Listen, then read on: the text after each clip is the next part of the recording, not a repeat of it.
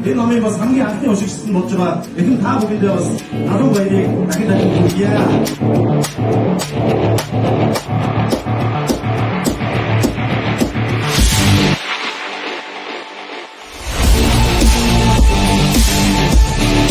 Өнөөдөр хүрсэн бүх мэргэжлийн яалтууд болон өдөр хүрэн зоочлын салбарт ажилладаг мэргэжлүүд бүхэн баярлалаа гэж хэлмээр байна. Тэгээд бүр холбоо Академи 2 маань цаашдаа энэ салбараа илүү хөгжүүлээд илүү сайхан боловсруулаад явах тулд анх үеийн ажиллаж байгаа гэж та бүхэн тунхаг хатаа байна.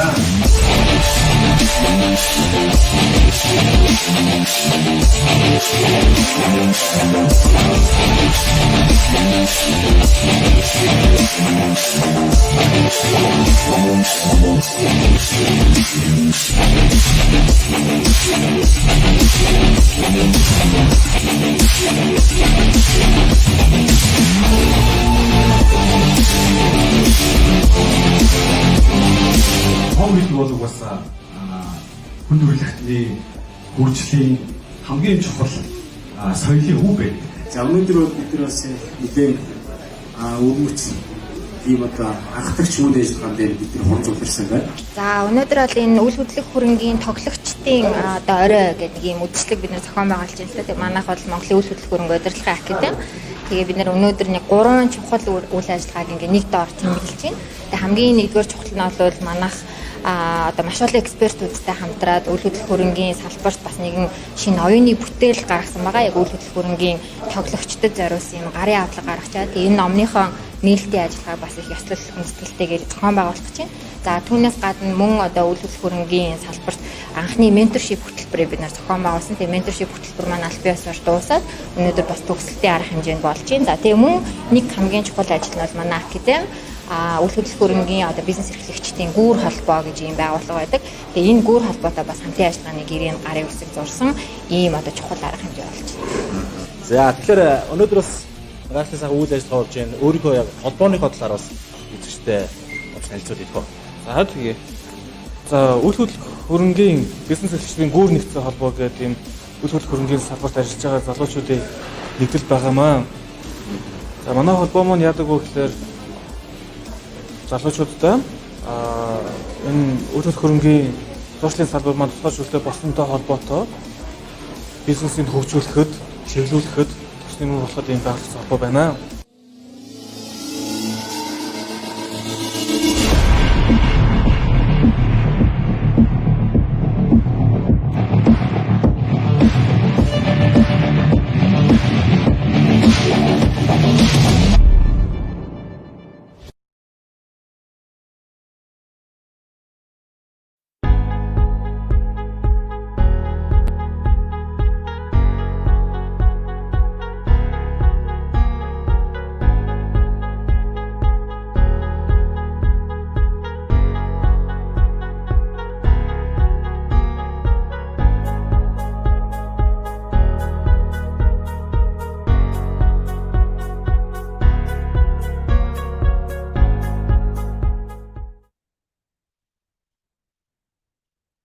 Сайн байцгаана уу? Орой минь хүргэе.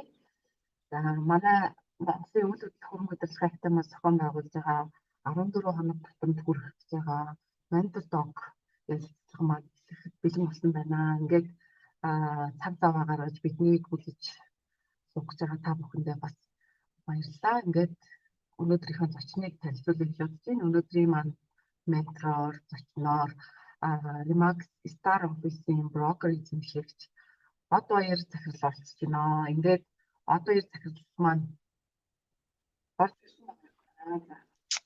сайн байна уу? Сайн байцгаана уу?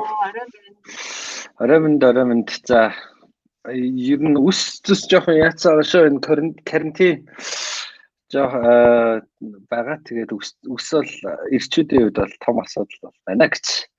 За ямар ч байсан бас нийт бас үзэж байгаа лайв үзэж байгаа хүмүүст бас орой мэндийг хүргэе. За бас ирэх мэд бас орой мэндийг хүргэе. Урьдчилан хүлээж авч оролцож байгаа баярлалаа. Бид хэд ч бас чамгүй ачаалттай ажиллаад байгаа. Манай үйл хөдлөх хөрөнгөний мэргэжлийг чадваржуулах төсөл 2 маань хэрэгжиж явж байгаа. Яг тэр төсөл дээр маань ментороор ажиллаж байгаа ментор маань өнөөдрийн ярилцлагад бол оролцож байна. Ингээд одоо их захирлын хувьд бол манай төслийн энэ жил хэрэгжсэн 2 төслийн маань хоёуланд нь бол ментороор ажилласан юм байгаа. За тэгээд хичнээн ямар ажил дээр төвлөрж байгаа талаар нэг өөрийнх нь намаараас танилцуулбал илүү сонирхолтой авах юм болов уу гэж бодож байна. Хэдэн хөтөлбөр мөртөө явж байна, ямар ажил хариуцж байна, ойрын сонир сайхан юу байна гэдгийг яриагаад хэлье. За баярлалаа. За миний хувьд Remax Mongolia бүсийн салбар болох Remax Star гэдэг sub franchise эзэмшдэг. За бас Remax Mongolia бүсийн бизнес хөгжлийн дэд ерөнхийлөгчөөр бол ажилладаг хүн бол байна. За одоогийн яг ажиллаж байгаа нөхцөлд маань болохоор ер нь үйл хөдлөлт хөрөнгийн мэрэгчлэнүүд, агентууд, риэлторуудыг бас мэрэгшүүлэх тал дээр илүү бас ажиллаж бол байна. За тэгээд мөн Remax Mongolia-ха бүсийн одоо хөгжил ажиллаж бол байна. За бусад салбартайгаа бас хамтарч ажилладаг Remax бүсийн одоо дэд ерөнхийлөгч гэдэг албан тушаал манай өөрөө салбар болгонтой одоо салбар болгоны одоо үйл ажиллагааг дэмжих одоо доктортой үйл ажиллагааг нь явуулахад бол тусалдаг юм бол албан тушаал бол байдаг. Бас тэрэн дээр бол ажиллаж байна. За мөн өнгөрсөн бас нийт 20 онд бас Remax гэхээсээ илүү бас үйл хөдлөлт хөрөнгийн илүү мэрэгчлэнүүдээ за мөн салбарынхаа мэрэгчлэнүүдээ чадахжуулах тал дээр илүү бас ажиллаж бол байлаа. Тэгээд 20 он бол ерөнхийдөө бас чанаржуулалтын тал дээр бас ажиллаж бол явлаа. Бас mentorship-ийн 2 дахь одоо хөтөлбөр бас дундаа бас явж байна. Энэ бас нэг хэсэг нь бол байна тийм ээ. Тэгэхээр манай нөгөө ярилцлагыг бол баг үйл хөдлөлт худалдаж авах гэж байгаа магадгүй одоо сонирхож байгаа хэн болгон үзэх боломжтойгоор ингээд нээлттэй тавигдчихж байгаа учраас хоёлаа яриагаа ер нь бүх сонсогч нарт зориулсан байдлаар чөлөөтэй ярилцъя гэж бодож байгаа. Remax компаниг бол Remax Hub гэх юм уу, Stars гэх юм уу ингээд нэг юм салбаруудаар мэдхээс илүү яг Remax гэдэг брэндээр хүмүүс бол таньчихсан мэдчихэдэг байх. Тэгэхээр та тэр хэдэн болж хичнээн офис ажиллаад байгаа талаар бас мэдээлэл өгч гэж бодож байна. Окей, за бас би бас Remax-ийн талаар бас товчхон мэдээлэл өгч байна. За Remax Mongolia бүс маань 2015 оны 10 сараас эхэлж албан ёсны үйл ажиллагаа эхэлсэн. За одоо яг 5 дахь жилдээ яг үйл ажиллагаа явуулж бол байна. За манай салбарууд болохоор одоо нийт 50 салбартай Remax Mongolia 1000 гаруй агенттай бол үйл ажиллагаа явуулдаг. Салбар болгон өөр өөрсдийн гэсэн нэр шилтэй. За сайн шиг те. Манайх одоо Remax Star гэхэд Remax одоо Perfect ч юм уу, Remax одоо Diamond гэдэг ч юм уу те. Тийм салбарууд байдаг. За салбар эзэмшигч нар маань өөрсдийн тусдаа юм бизнес эрхлэгч нар бол байдаг. Тэрнээс одоо толгой компани гэж бол байдгүй. За тэгээд өөр өөрийн юм тусдаа салбар эзэмшигчтэй тусдаа менежменттэй үйл ажиллагаатай юм салбарууд бол байдаг. Салбар болгон өөр өөрсдийн гэсэн агентуудтай салбар болон өөр өөрийн гэсэн бас онцлогтой бол байгаа. Ер нь бол цаашлаад ер нь Remax Mongolia маань өөрөө бас Монгол улсад бас ингээ орж ирснээр бас үйл хөдлөлт хөрөнгийн зурчлалын салбарт бас томоохон илүү одоо хөгжлийн илүү одоо шатыг бас тавьж өгсөн гэж миний хувьд бол боддог. Ягаад вэ гэхээр одоо бас үйл хөдлөлт хөрөнгийн зурчлалын салбар маань өөрөө тухайн үедээ бол гацсан байсан. Миний хувьд бас яг үйл хөдлөлт хөрөнгийн зурчлалын салбарт одоо 9 дэх жил одоо 21 он гараад 10 дэх жилдээ бол ажиллана. Тэгэхээр яг зурчлалын салбарын хувьд бол унтсан байсан л та. Одоо бас Remax Mongolia гарч ирээд шинэ салхи оруулаад за бас энэ одоо манай үйл хөдлөлт хөрөнгийн академи бас байна те, риэлторуудын холбооны албан ёсны Монгол дахь төлөөлөгч нь ингээ болцсон байгаа. Энэ маань бас Монголын үйл хөдлөлт хөрөнгийн зурчлалын мэргэжлэнүүдэд илүү олон улсын мэдлэг, олон улсын ноу-хауыг олгох ийм үйл ажиллагаа бас орж ирсэн болов ийм чиглэлээр нь орж ирж бас энэ манай Монголд байгаа энэ зуршлагч нарын бас арай илүү нэг шатаар ахиулсан болов гэж миний бодол хардыг. Тэ. Өнөөдөр нөгөө анх нэг харж байгаа хүмүүс болохоор за энэ ямар залуу вэ? Юу эрхэлсэн болоо? Яад юм болоо гэж ямар хугацаанд энд ажиллаж байгаа болоо энэ салбартаа ажиллаж байгаа болоо гэж сонирхож магадгүй юм гэж бодож байна. Тэгэхээр Мгм. яагаад энэ салбартай зурчлалын ялангуяа энэ үйл хөдлөх хөрөнгөний салбарын зурчлалын салбартай ингээ холбогдох болсон юм бэ гэдэг талаар бас ярьж өгөөч. Бас ямар мэргэжил бодлоготой байж байгаа дийшээгээ ингээ шилжиж ажиллаж байгаа вэ гэдэг талаар ярьж. Ааха. За яг нөгөө сургуулаа төгсчөөд яг ямар мэрэгжил яг ямар одоо ажлын байранд очих яг үнийг тодорхойлоогүй бол байсан. За тэгээд ер нь бол үйл хөдлөх хөрөнгөний салбарт бол халтраал орсон. Тэгээд ер нь бол ингэж ярьдаг юм байл л дээ. Зуршлын салбарт үйл хөдлөх хөрөнгөний салбарт орсон бол ер нь нэгэнд гардгүй юм байлээ гэж хүмүүс ярьдаг. Одоо яг тэрийг бол мэдрээл одоо чинь нэгэнд халтраал орсон тэгээд ер нь бол гарахгүй. За яг миний хувьд болохоор одоо яг үйл хөдлөх хөрөнгөний яг туршлагын хувьд анх Mesco Consulting гэдэг Mesco Arvis гэдэг компанисэн манай од гэрэл захирлын компанид бас агентаар бол ажиллаж байсан. За 1 жил 2 жил орчим ажиллаа. За тэгээ хуваараа бас нэг 2 жил гарan хийж байгаа. За Remax яг Монголд анхны ихтгэн яг Remax Mongolia бас агентаар ингээд ажиллаж байгаа. Салбар бол эзэмшиж бол гарсан анхны хүн бол байдаг агентууд дундаас. Тэгээд ер нь яг хөө миний хувьд тэгэл бизнесийн удирдлага чиглэлээр бachelor. За тэгээд үйл хөдлөх хөрөнгөний олон улсын зурчлалыг одоо арга зүйгээр ер нь магистра хийсэн бол байгаа. За тэгээд англи хэл олон улсын худалдаа бизнесийн удирдлага англи хэлний орчуулагч гэдэг ингээ айгаа хоос мэрэгжилтэй л дээ тий 2 мэрэгжилтэй тэгээд яг нөгөө мастера болохоор сая 2 жилийн өмнө үйл хөдлөх хөрөнгөний зурчлалыг олон улсад одоо Монголд нэвтрүүлэх нь гэсэн олон улсын зурчлалыг нэвтрүүлэх гэсэн MBA гэж мастерыг хийсэн бол байна. Тий. Ер нь бол халтраал орсон дөө тэгээд. Сонирхолтой тэгээд нэг зурсан зургаараа гэдэг шиг явж байгаа юм байна. За тэгэхээр харин одоо тэгжэл одоо байгаа. Жинхэнэ яг одоо өөрийн чинь бизнес Star Office-ийн талаар жоохон танилцуулж гэж бодож байна. Хичнээн ямар ажилтнтай хэдэн жил ажиллаж байгаа вэ тийм. Зөв. Окей. Манай Remax Star Office нь 2017 онд бол нэгдсэн. За одоогийн байдлаар албан бусаар одоо шинэ бас mentorship-ийн хөтөлбөрийн агентууд нэмэгдээр маахны 33 авал болно. За тэгээ 33 агенттай захиргааны нэг 2 ажилтнтай бол явж байна. За тэгээ цаашлаа бас энэ салбарт бас ажиллах хүсэлтэй хүмүүсийг бас энэ 20 онд бас их уулзаж ярилцаж хамтарч бол ажилласан л та.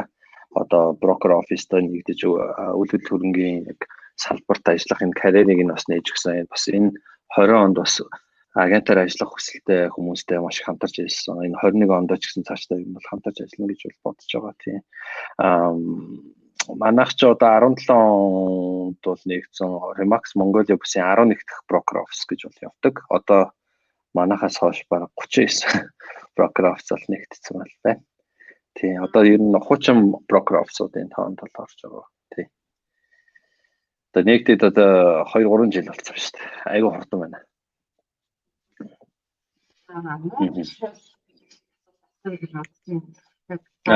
Бизнесмен хүний хувьд энэ эхлэлийн гарааны эцэг гэж ярьдаг гарааны хөрөнгө оруулалтаа яаж хийдэж юм бэ? Яаж офис одоо үүсгэн байгуулахад хөрөнгө оруулалтаа гаргаж эхлүүлж ирсэн бэ? Ил яаж болоход энэ талаар сонирхож байна. Яг тэгэхээр залуу хүмүүс бизнес эрхлэх үү яах вэ гэдэг нэг зоригийн асуудал бас ингэж байж идэг баг. Тэгэхээр тэр хэдэд бас урам зориг болох үднээс те яаж тэр хөрөнгө оруулалтаа шийдчихсэн бэ гэдэг. Магадгүй суралцах. Би яг Remax орохоос өмнө би бас хуваараа үйл хөдлөх хөрөнгөний зурчлалыг бас хийдэг байсан. За тэгээ хуваараа хийж яхад бас тодорхой хэмжээний мөнгө хөрөнгийг бол цуглуулж чадсан л та. Тэгээд яг хөө Remax ороод Remax Mongolia-гийн агентаар ажиллаж байхдаа бас нөгөө нэг мэдлэгийн хувьд илүү level up хийж одоо тий төвшин бол агсан гэх юм уу та.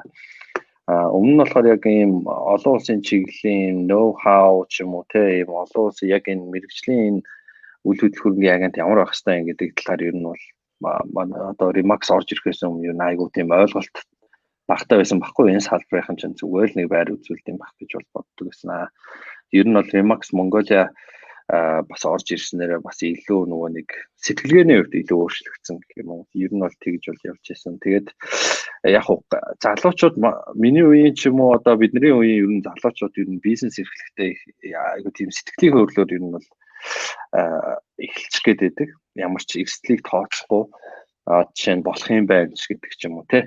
Шууд тэгээд л орчд юм байлаа. Тэгээ хамгийн ихэнд юу хийх ёстой вэ гэхээр хөрөнгө оруулалтаа аюу сайн шийдэх хэрэгтэй. За ер нь бол тооцоололтой л орохгүй бол ер нь айлч бизнес дээр одоо жижигч бай томч бай тооцоололтой л орохгүй бол бид нар бол болохгүй. За хоёр талаар нөгөө нэг хүлээлт гэж байгаа.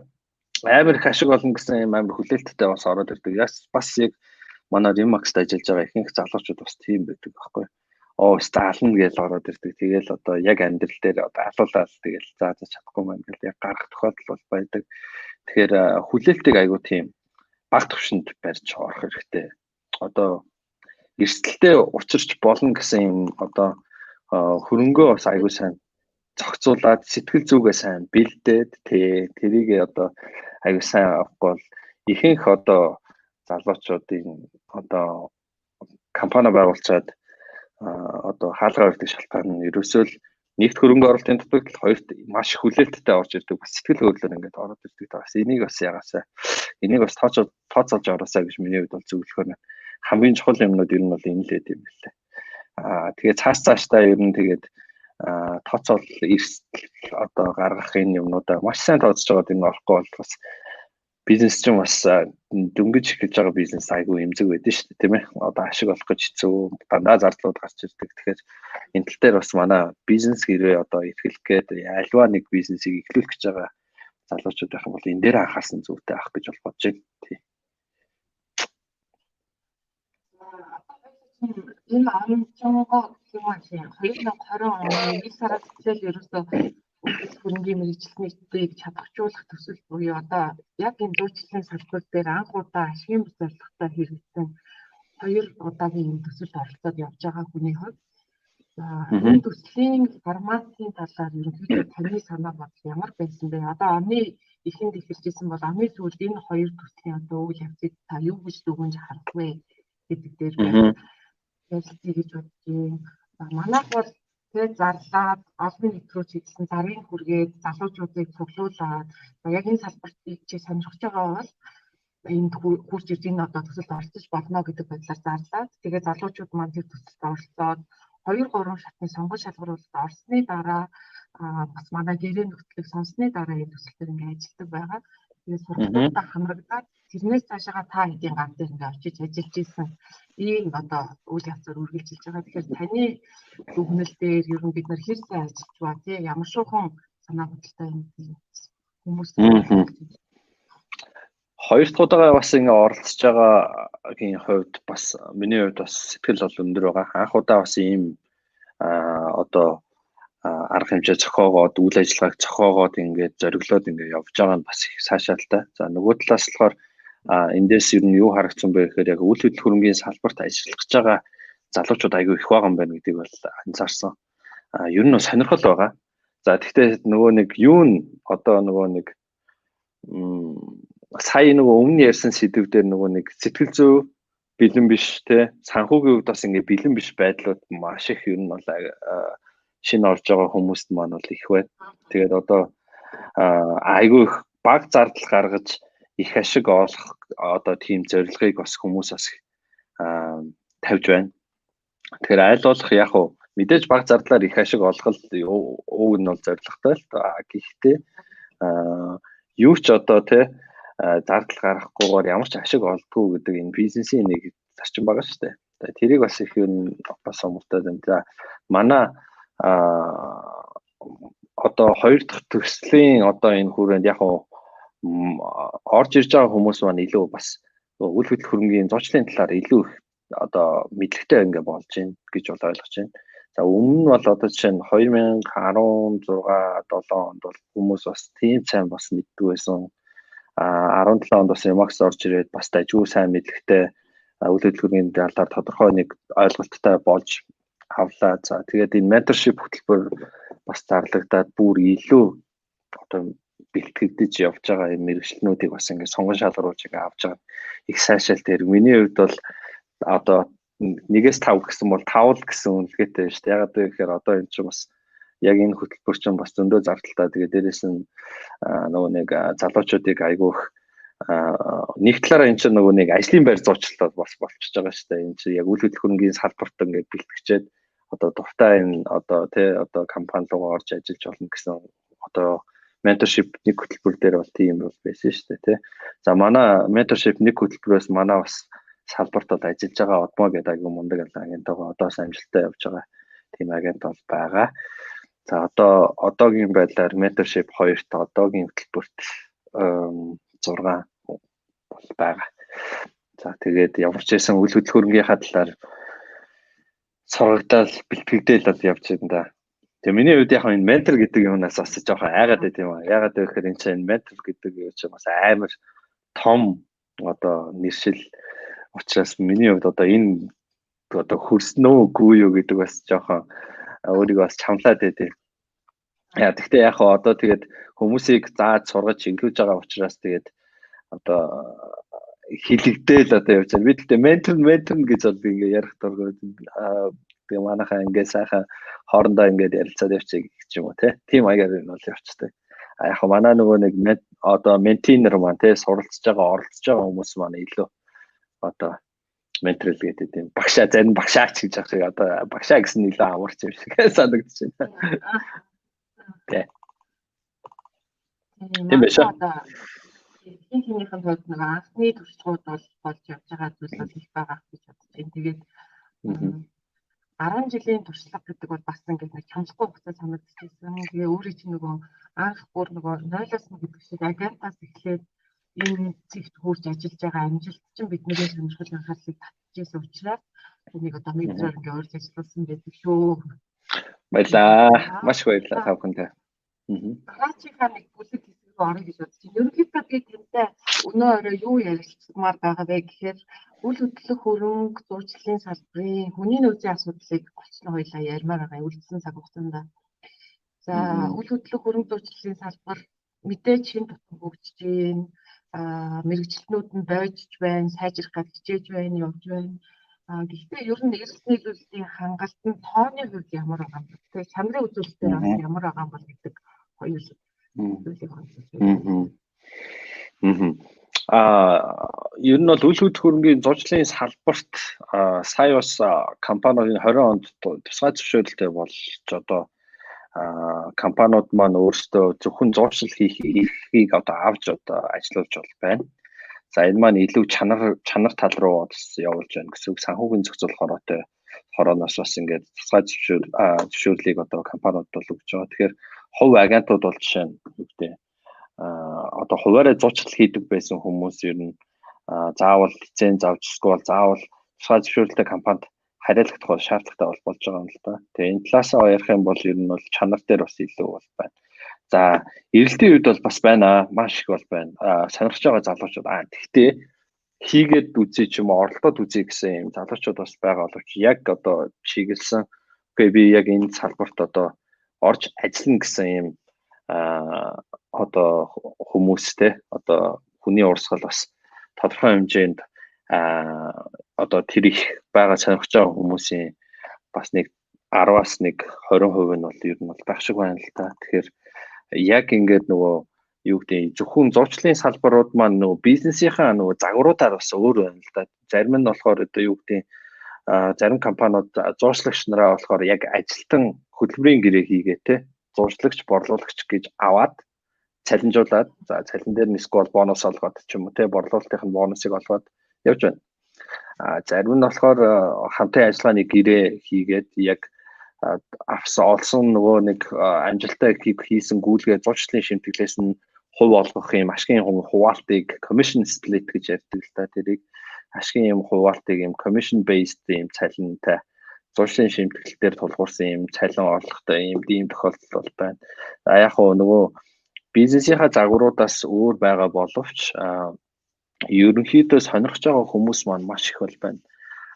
чанарын хувьд бол бид нар дахиад сурах бол шаардлагатай бол байна. Ягаад вэ гэхээр бинд чинь нөгөө нэг мэрэгжлийн байдал бас бидэрт маш хэрэгтэй байна.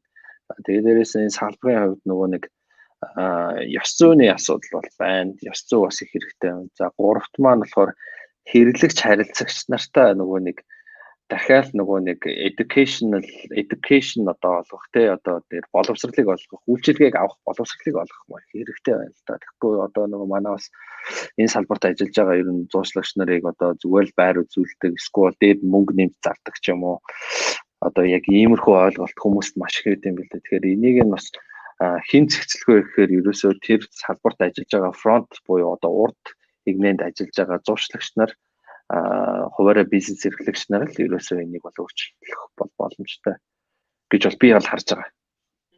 Өөрөөр хэлбэл фронтлайнд ажиллаж байгаа бүх агентуудын нэр нүрээ тухайн салбар тодорхойлогдоод ингээд үйлчлүүлэгч хэрэглэгчтэй бол танигдаад явж байгаа тийм тэр хамгийн одоо их харилцагч нар, үйлчлүүлэгч хэрэглэгч нар үйл хөдлөх хөрөнгийг нь борлуулж байгаа, түрээсэлж байгаа, зарж байгаа одоо энэ зуучилж байгаа хүмүүс маань бүгдээрээ л агентууд, риэлторууд л байгаа. Энэ хүмүүс маань л ерөөсөө салбарынхаа нэр хүндийг одоо айгуу сайн мэрэгжлийн түвшинд үнцэнтэй авч явах нь чухал юм болов уу гэж миний хувьд талхаар тий.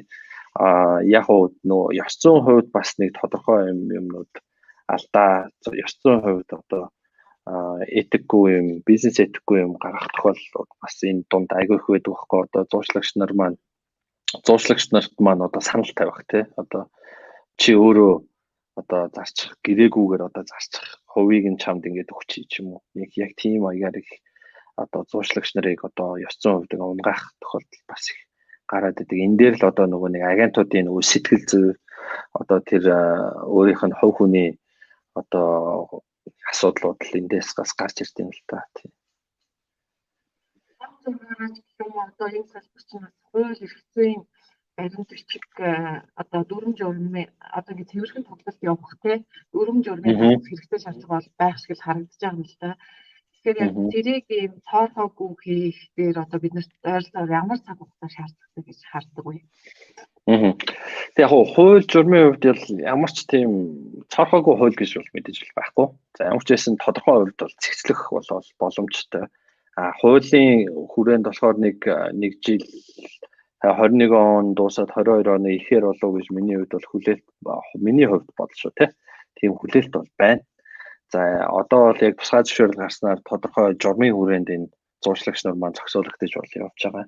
За тэгэхээр яг энэ нөхцөл тухайн агентууд, риэлторууд, одоо зуучлагч нар, борлуулагч нар маань өөрсдөө юу хийх вэ гэхээр ерөөсөө л одоо тухайн журмынхаа хүрээнд мэрэгжлийн ажиллах одоо энэ одоо зөвлөд маань ер нь цаашдаа явах байх гэж бол бодоод байгаа. Тэгэхгүй бол нөгөө нэг өмнө нь бол хин дуртай зуршлыг хийж болдог байсан байхгүй тий. Одоо нөгөө дорж долгоор одоо хамаагүй одоо компани байсан хин ч хамаагүй ерөөсөө бүгдээрээ хийж 50-ны үйл хөдлөх хөрөнгөний зуршлын зах зээл бас тийм байхгүй юу. Одоо ч гэсэн ер нь бол тийм бол байгаа.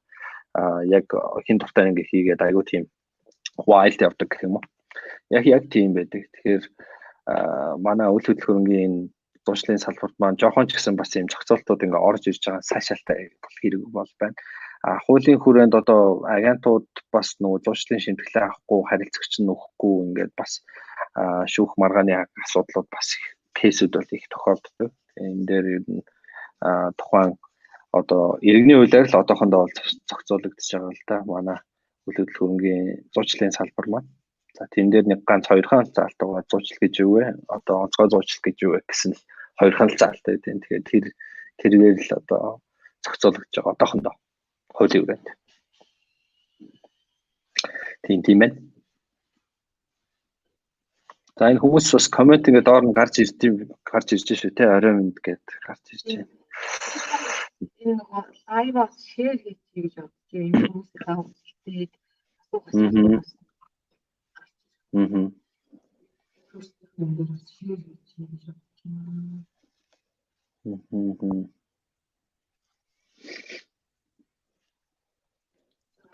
За би бас шеэр хийнэ. Хүмүүс бас бид тийм яриад бас наашаа суулгасараа гэж үзсэн. Тэгэхээр ер нь бол бүрэн зурчлалын салбар маань яагаад хүмүүс хуршуураад байгаа эсвэл яагаад татагдах ёстой юм бэ гэдэг нэг юм 3 онцлог зүйлийг хэлж өгөөч гэвэл юу хэлмээр юм. Үйл хөдлөх хөрөнгийн зуршлын салбар хамгийн ихнийх нь нөгөө юу байхгүй unlimited potential буюу одоо хязгааргүй нөгөө боломж бол байдаг байхгүй. Тэр маань өөрөө юу вэ гэхээр та өөрөө тухайн үйл хөдлөх хөрөнгийнхөө борлуулалтыг хийх юм бол хичнээн одоо хүний ашиг олж болно тий. Хичнээн төгний ашиг болж. Энэ бас амар тийм онцлог. Нөгөө талаас болохоор нөгөө нэг илүү нөгөө нэг борлуулалтын хувьд, сейлсийн хувьд яг уу ярихад тий хамгийн том одоо бараа бүтээгдэхүүнийг бол борлуулж байгаа нэг бол байна. Одоо зарж байгаа, амьд зарж байгаа биш. Тэгэхээр нөгөө нэг үйл хөдлөх хөрөнгө маань тухайн хүний амьдралдаа хийх одоо нэг 3-аас 5 одоо хамгийн том өндөр шийдвэрийн одоо хариуцж ажилладаг учраас хүмүүс бас хариуцлагатай бол ханддаг. За нөгөө талаас хамгийн том худалдаа авалтуудыг нь бол хамгийн том худалдаа авалтаа амьдралдаа хийж байгаа худалдаа авалтыг бол хийж байгаа шүү дээ. Энэ хүмүүс ч үйл хөдлөх хөрөнгө авахтаа. Тэгэхээр тэр чухал одоо мөчт нь одоо чиглүүлээд үйлчлэгийг ингээ үзүүлээд ингээд явж байгаа. Бас энэгээр бас онцлог. За нөгөө талаас болохоор нөгөө нэг сурч хөгжих боломжийн талаар бас байна л да. Сурч хөгжих боломж гэдэг маань өөрөө нөгөө нэг бүх салбарт байдаг ч гэсэн энэ салбарын маань арай нөгөө нэг өөр төвшин рүү орох боломжтой. Тэгэхээр нөгөө туслах салбарууд руу бас орох боломжтой. Энэ дээр болохоор үйлчилгээний менежмент, property management, үйл хөдлөх хөрөнгөний удирдлагын менежмент, за тэгээд asset management, одоо investment management гэх мэтчлэн одоо ингээд ийм туслах салбарууд руу ингээд ороод сулаад илүү ингээд салбарлаад ажиллах боломжтой. Тэгэхээр үйл хөдлөх хөрөнгөний зуршлын салбар маань real estate service одоо менежмент буюу үйл хөдлөх хөрөнгөний зурчлалын менежмент гэсэн үйл хөдлөх хөрөнгөний үйлчилгээний менежмент гэсэн хамгийн анхны одоо basic суурь нь баггүй. Тэгэхээр энэ суурьа сайн тавиад чадах юм бол цаашлаад одоо property management, за тэгээд нөгөө нэг asset management, одоо investment management гэдэг ингээд цаашаа явах боломжтой. Тэгэхээр үйл хөдлөх хөрөнгөний зуршлалын салбарт ер нь орох шалтгаан бол 3 юм бол энэ шүү. Миний хувьд. Бид хоёр төвшний одоо албан тушаалаар ажиллаж байгаа. Нэг нь бол удирдуулж гэсэн юм хоёр төвшөнд ажиллаж байгаа. Тэгэхээр агент зурчлагч брокер буюу удирдлага төвшөнд ерөнхийдөө ажиллахын тулд хүнээс ямар одоо уур чадвар хандлагыг одоо шаардж байгаа энэ мэргэжил маань ирээдүйн бас 10-20 жилд ч гэсэндээ ямар чиг хандлагыг бид нараас шаардах юм бэ гэдэг юм. Одоо ер нь бол яг нөгөө нэг soft skill-үүд тий ажлын байранд нөгөө шаардагдах энэ soft skill гэж ярьдаг ур чадварууд айгүй өөрчлөгдсөн байна л да. Тэгээ одоо жишээ нь өмнө нь болохоор заавал одоо их сургууль төгссөн байх ч юм уу тий ингээд янз бүрийн бичиг баримт бол үздэг байсан бол одоогийн нөхцөлд болохоор нөгөө нэг emotional intelligence, EQ, за тэгээ дээрэс нь харилцааны ур чадвар, хэр сайн сонсдгоо, бусдыг өөрийнхөө оронд тавьж үзэж чадах уу гэх мэтчлэн яг энэ зүйлүүд маань одоо яг энэ үйл хөдлөх хөрөнгөний зуршлын салбарт их одоо хэрэгтэй бол байна л да. Тэгэхээр энэ ур чадвар хэрэгтэй. Тэгэхээр харилцааны ур чадвар, сонсох ур чадвар, бусдыг одоо өөрийнхөө оронд тавих чадвар, за тэгээ дээрэс нь нөгөө нэг тооцоолон бодох чадвар, networking хийх чадвар гэл айгүй олон юм чадварууд бол хүмүүст бол хэрэгтэй байж байна л да. Тэгэхээр энэ үйл хөдлөх хөрөнгөний зуршлын салбарт ер нь өөрийгөө өөрчилдөг хүмүүс л ер нь амжилттай бол ажиллаж болж чаддаг. Тэгэхээр нөгөө тасан зохицож одоо ажиллаж чаддаг хүмүүс гэсэн үг шинэ юмд илүү нөгөө нэг тасан зохицоод ингээд ажиллаж чаддаг юм хүмүүс бол байдаг. Илүү даруухан ч юм уу номоо хүмүүс энэ салбарт бол ер нь тохирдгоо. Яагаад вэ гэхээр эн чинь цэвэр нөгөө open minded буюу юм харилцаан дээр тулгуурласан илүү нөгөө харилцагч нартайгаа нээлттэй санал бодлоо чөлөөтэй солилцох тийм одоо ийм салбар учраас нөгөө нэг харилцааны төвшөнд болохоор арай илүү өндөр ур чадвартай хүнийг бол илүү шаардж байгаа. За мөн дээрээс нь networking гэдэг асуудал бас айгүй их байна. Networking гэдэг чинь одоо бас нэг 21-р зууны ажлын байрны soft skill бол болчиход байна шүү дээ. Тэр маань нөгөө танилын хүрээгээ хэр сайн хэлж чадах уу, бусдаа хэр сайн харилцаж чадах уу, одоо өөрийгөө хэр сайн таниулж чадах уу, өөрийнхөө үзэл бодлыг хэр сайн одоо чөлөөтэй илэрхийлж чадах уу гэдэг энэ ур чадвар бас их хэрэгтэй болж байна л да. Тэгэхээр энэ ур чадвар бас одоогийн яг энэ зуучлалын салбарт бол аюу их маш их хэрэгтэй байгаа. За мөн дээрээс нь нөгөө техник технологи ашиглах янз бүрийн ур чадрууд маань хэрэгтэй болж байна гэсэн үг.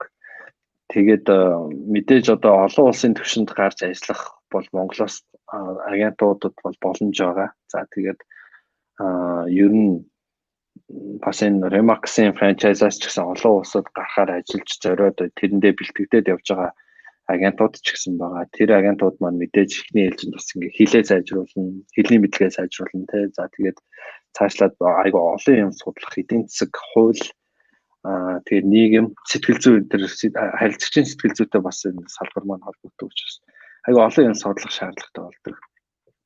Тий. Тэгэхээр арай бас салбарын онцлогоосоо ер нь бол өөрөөр энэ үйл хөдлөлийн зуршлын салбар илүү open minded буюу одоо суралцахад нээлттэй, өөрийгөө өөрчлөх нээлттэй тийм хүмүүст ер нь зориулсан салбарын болов гэж би бол хартай.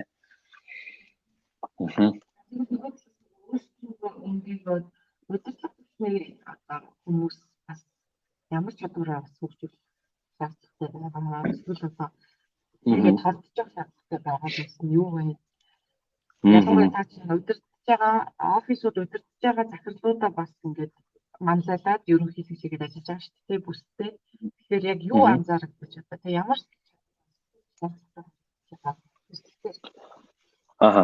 Ер нь бол яг уу захирлуудын хувьд болохоор нөгөө нэг манлайллын ур чадвар айгүй их шаардлагатай бол байт юм лээ. За ер нь бол манлайл маань өөрөө өөрийнхөө салбарт ч тэр эсвэл нөгөө нэг бусад одоо альва нэгэн зүйлд манлайл бол маш их бол хэрэгтэй бол байна. Ер нь захирлуудын хувьд ер нь үйл хөдлөлийн салбарт ажиллаж байгаа, мундаг ажиллаж байгаа одоо тоглогч нарын хувьд ер нь манлайллын ур чадвар асар өндөр түвшинд бол хөгжиж бол байдаг. За эдгээр хүмүүс маань өөрсдийн бас PR, за тэгээд дээрэс нь хүмүүс нөгөө нөлөөлөх нөлөө нь бас илүү бол байна л да. Энэ маань өөрөө бас үр дүнгээр бас харагдаж байна те. Маш одоо хэдэн тэрбумын борлуулалтыг хийгээд ч юм уу хэдэн сая долларын борлуулалтыг хийгээд бас илүү хүмүүс нөлөөлж байна. Эсвэл бас юм төрөлхийн бас юм манлайлагч бас ингээ хүмүүс байна. Тэгээ би бас сая энэ манлайллын шилжилт гэдэг энэ номыг одоо уншаад баг ер нь бол дуусч байгаа л та. Тэгээ энэ манлайллын шилжилт гэдэг энэ ном маань өөрөө бас яг энэ удирдагч нарт бас их зориулсан бас нөгөө компани захирлууд бас илүү уншвал их зүгээр бас ном байлаа. Тэр маань ер нь манлайл гэдэг маань өөрөө нөгөө нэг барих боломжгүй байнга шилжилж явах хэрэгтэй гэдэг гинэ. Тэрнээ тэгээд тордож явах хэрэгтэй. Тэгээд тэгжээж ер нь бол цаашаа компаниг бол удирдах явуулъя юм гэдэг. Одоо үйл хөдлөлийн салбарын удирдлагын түвшинд бас бүхэл одоо ур чадвар бас хэрэгтэй болно л да. Манлайллаас гадна бас хүмүүсийн нөгөө нэг өөрийгөө нөгөө бусдыг одоо өөрийнхөө оронд тавих чадвар, бусдын оронд өөрийгөө тавих чадвар гэсэн нөгөө энэ сая ярьсан чадвар маань их илүү бол байдаг. Нөгөө харилцагчаа ойлгох те, эсвэл агентаа ойлгох, ажилчнаа ойлгох те. Энэ чадварыг бас айгүй тийм сурах шаардлагатай бол байт юм билээ. Тэгэхээр зөвхөн өөрийнхөө талаас ингээд яриад явах биш, нөгөө талаас нь бас ингээд айгүй сайн бодож бас харилцах бас хэрэгтэй болоо. За тэгээд мөн дээрээс нөгөө нэг уян хатан байдал, flexibility бол байна те. Уян хатан байдал бас юм захирлууд маань маш их хэрэгтэй. Ер нь бол удирдах байгууллага удирдах байгаа хүмүүсийн хувьд ер нь өөрийн нөгөө нэг зан төрх онцлог, нөгөө характерын хувьд, ур чадрын хувьд нөгөө нэг өөр темпераменттай хүмүүс байдаг учраас зарим нь бол амар зарчимч байдаг шүү дээ. Тэдээс хойш тэг инг зарим нь бол за окей, за яг уу тгий ингээд тэгвэл ингээ гэсэн одоо ингээд менежж органайз хийж болж чаддаг. Одоогийн төвшний одоо шинээр ажлын байдлаар гарч байгаа залуучуудтай ер нь бол тэгж уулзаж ярилцж л ер нь бол ажилтдаг гэд би бас уншиж байсан юм байна. Одоо захиргаадах биш тий. Хоорондоо ингээ ярилцаж ойлголцож одоо тухайн хүнд яг юу чухал байна гэдгийг мэдэрч бас энэ ажиллах нь бас айгүй тийм чухал юм байлаа тий. Тэгэхээр үйл хөдлөлийн зуршлын салбарын хувьд илүү нөгөө нэг одоо манлайлал одоо ямиг том зургаар нь харах, за саяны хэлсэн энэ soft skill-үүд бас анхан шатнд бол аяг хэрэгтэй. За тэгэл цаашлаад нөгөө нэг нөгөө удирдлагууд хэрэгтэй, бусад ур чадварууд бол хэрэгтэй бол байгаа л да. Тооцоолон бодох, санхүү нэгтлэн, тайлан, хууль гэл энэлийн мэдээж чадварууд бол хэрэгтэй. Тэр ментри явж байгаа зөвлөгөө боссын хандлага бол тэр хойно хацсан байгаа шүү тий. Зэрэгтэл тухайн хүнийхээ одоо юунд хүрэх гэж байгаа зорилго таны өөрийн чинь алсын хараа гэж болгоноос нийлүүлж тохируулж тухайн ажилтныхаа орондоо ч өөрийгөө тавьж үзэж бас хандчихыг бас ижил төвчний ажил эрхэлж байгаа залуучууд руу бас хандж хэлж байна. Тийм. За тэгээд Одоо их мэ нөгөө нэг юм бэл штэ. Юу нэг ресторан ч гэсэн одоо нэг ресторан нээсэн маань нэг ресторантай нэг хүн байдаг аахгүй нэг найз. Өөрөө ер нь бол өмнө бол ингээ босс байгаад байсан. Одоо чи ингээд байсан одоо зөөгч бармен бартендеруудтай тий.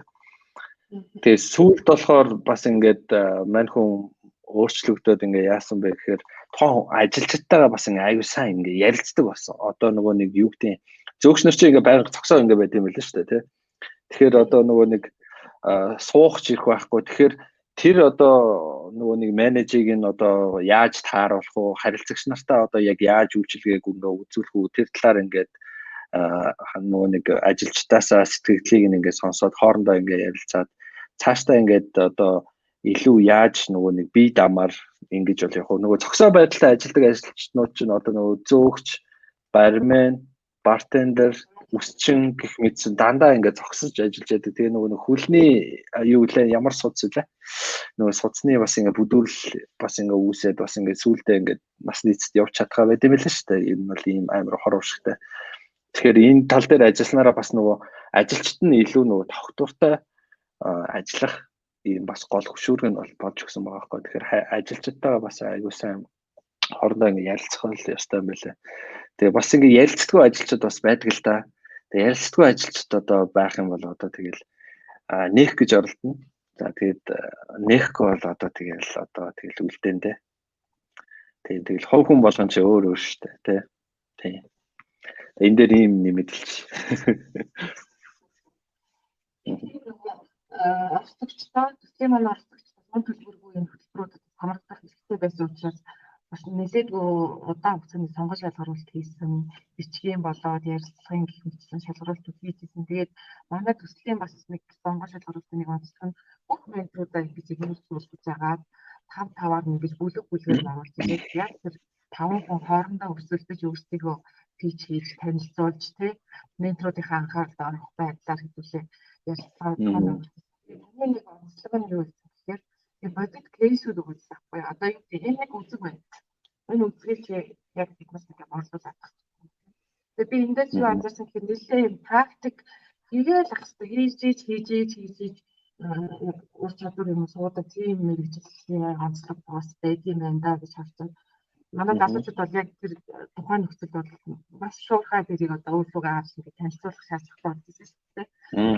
Энэ практик үйлддэг мэрэгжлийн юм шүү. Тэгээ энэ дээр бас яг шинээр би жишээлбэл нийгмийн салбараас магадгүй одоо үйл хөдлөх хөрөнгө зоочны салбарт ороход нэг хөлөө энэ тал тавьсан, нэг хөлөө энэ тал тавьсан тийм яг өгөөц шийдвэр гаргамаар байхгүй тийм энэ тохиолдолд шинэ ийм хүмүүс ямар зөвлөгөө өгөх юм яах ёстой гэдэг нь. Ачаас гоё асуулт байна. Ер нь яг ингэ шинэ орох гэж байгаа хүмүүс маань айгуу тийм нөгөө нэг сая хэлсэн тийм бэлтгэлтэй л байх хэрэгтэй юм лээ. Ерөөсөө сэтгэл зүйн бэлтгэлтэй. Нэгт амар сэтгэл зүй сайтай байхгүй бол одоо яг ийм тохиолдол гардаг байхгүй юу? Юу гэхээр яг анх ингээл орж ирэл анхны үйл хөдлөх хөрөнгө амжилтаа ингээл зуучлалаа гээл натраас орлоо би боллоо гингүүт нөгөө натратаас буцчихж байгаа байхгүй. Тэгэхээр ч нөгөө хоёр худалдаж авч байгаа хоёр хүн маань ингээ натратаасаа ингээ буцаад нөгөө хоорондоо таархаа байгаад болоод скол цуслагдаад байрч авахаа боллоо ч юм үйл хөдлөх хөрөнгө чинь би үйл хөдлөх хөрөнгө зархаа боллоо гэд натратаас буцсан тохиолдол маш их байдаг шүү дээ. Тэгээ яг тэгэнгүүт яг шинэ орж байгаа хүн маань гэл ингээ явж байсан чинь нөгөөх нь цуслагдаад болоод ингээ канселчсангууд шууд ингээ даан болчихдог байхгүй. Нуунчдаг. Тэгэл ингээл доошоо явж байгаа л тэгэл ингээ гарчдаг. Тэгэхээр нөгөө нэг хүлээлт гэдэг энэ зүйлийг амар баг төвшөнд маш баг төвшөнд ер нь бол барьж ээж ер нь айгуу тийм өндөр бас үр дүнг бас гаргана гэдгийг бол хэлгээд байна. За мөн дээрэс нь нөгөө нэг сурах нөгөө нэг чин хүсэлтэй өөрийгөө хөгжүүлэх чин хүсэлтэй байх хэрэгтэй. Тэгээ ер нь яг хуу энэ хугацаанд бас олон залуучуудтай хамтарч ажиллалаа л да. Тэгээ ер нь ямар хүмүүс ер нь цаашаа яваад байна вэ гэхээр өөрийгөө байнга одоо цэнгэлж яадаг, сурч яадаг ийм залуучууд л ер нь цаашаа явж байна л да. Ер нь яг хуу мэддэг хэрнээ одоо хийдгүү хүмүүс байдаг те. Эсвэл мэдгүй хэрнээ сурах ийм хүсэлтэй хүмүүс байдаг. Энэ хоёрын хооронд маш том ялгаа байгаа байхгүй. Тэгэхээр энд нөгөө хамгийн одоо гол зүйл маань ерөөсөө л хүлээлтийг бага түвшинд за мэдээж төлөвлөлттэй орж ирэх хэрэгтэй энэ үйл хөдлөлтийн зурчлалын салбарт. За гуравт нь болохоор нөгөө сурах, өөрийгөө хөгжүүлэх маш чин хүсэлтэй бол байх хэрэгтэй. Би энийг бол өөрийн биеэрээ ер нь бол мэдрээд явсан хүн байхгүй. Яг өөртөө бүр яг ийм өөрчлөлтийг хүмүүс ингэ анзаардгүй шүү дээ. Одоо нэг үтсэн чи уулаг болчих. Одоо нэг үтсэн чи би энийг чаддаг болчих. Би яг ингээ алхам тутамд ингээд өөрийгөө ингээд яг мэдэрчээсэн байхгүй. Ингээд сэтгэлгээний хувьд л та. Өмнө нь болохоор нөгөө нэг туршлагатай, зуршил хийсэн туршлагатай байсан учраас нэг тийм борлуулалтын дээр нэг надад нэг сонирхож хамгийн гол нь энэ нөгөө нэг яг бизнесийг одоо жишээ нь манай Remax ч нөгөө агентууд маань хуваараа бизнес эрхлэгчийн entrepreneurial нөгөө хамтын ажиллагааны гэрээгээр явдаг учраас нөгөө нэг бүх зардал одоо мөнгө нь агент маань өөрөө ингээд менеж хийж тэ зохицуулах хэрэгтэй байдаг. Тэгээ нэр ашигласан технологи ашигласны франчайз төлбөрүүдийг мэдээж төлөөд ашгаа бол өөрөө 50% бол авдаг. Тэгээ яг энэ нөхцөлд яг хуваараа бизнес эрхлэгч юу ямар байх хэвээр бэ гэхээр ерөөсөө л нөгөө нэг төлөвлөлттэй тэгээд бизнес ч өөрөө нөгөө тасралтгүй цикл шүү дээ. Тэнгүүт манай залуучууд маань нэг үедээ яг лаг явж яснаа тэгэл болчихдог тий.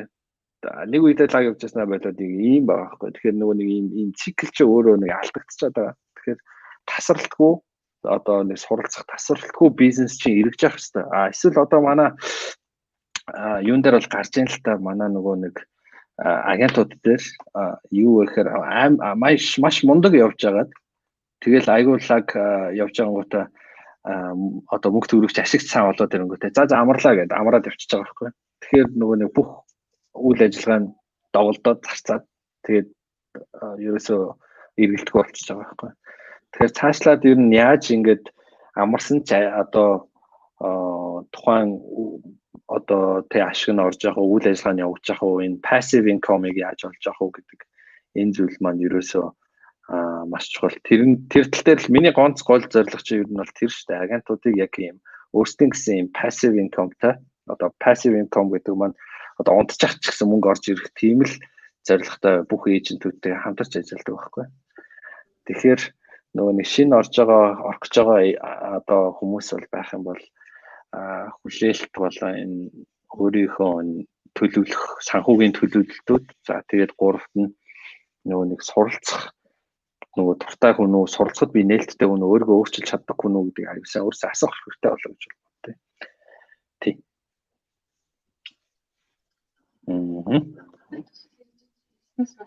Нэг хүмүүс харахтаа бас зарим тохиолдолд юу гэж хэлдэг. Надад нэг 5 агент хэрэгтэй байгаамаа. Нэг 5 агент олоод өгөөч гэх юм уу. Тэгээд манайх нөгөө хүний нөөцийн агентлаг шиг жишээлбэл хардаг ойлгодог тийм хүмүүс болсон нэлээдгүй болсон. Тэгэхээр бид нар бол яаж ажиллаж байгаа вэ гэхээр манай бол үндсэн үйл ажиллагаа бол хүмүүсийг сургаж хөгжүүлэхдээ чиглүүлсэн ерөнхийдөө энэ төслүүдийнхээ хүрээнд бас тодорхой тооны одоо хөрөнгө оруулалтаа яаж шийдсэн бэ гэдгээс шалтгаалаад бид нар ажил зурчлах хөтөлбөр бол бид төслийн хүрээнд бас бид нар зохион байгуулж ирсэн шүү гэдгийг энэ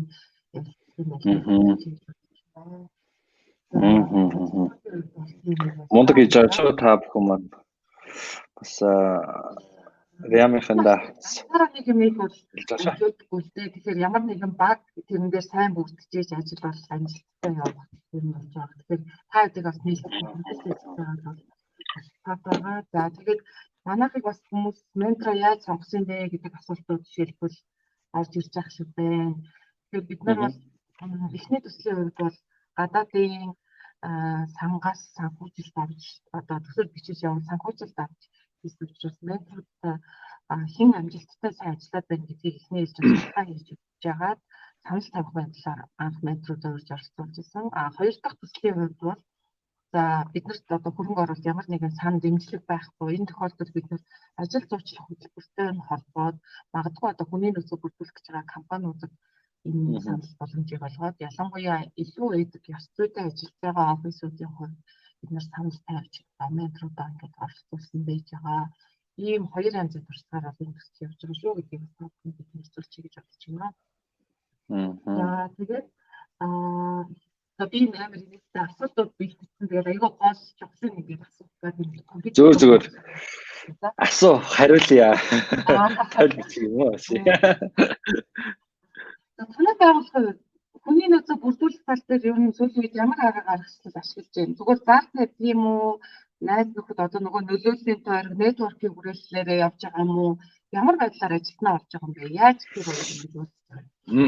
Найцаас айгуу гоё асуулт. Ер нь бол бүхэл салбарын хүний нөөц дээр маш асуудалтай юм лээ. Одоо зөвхөн үйл хөдлөлгөөний салбар биш, банк одоо юу гэдэг төрийн үйлчилгээ одоо сая үйлчилгээний салбаруудын. Тэгээд тэр маань юу гэхээр сайн хүмүүсээ яаж тогтоон барих уу гэдэг юм бас толгойн өвчин бол байт юм лээ.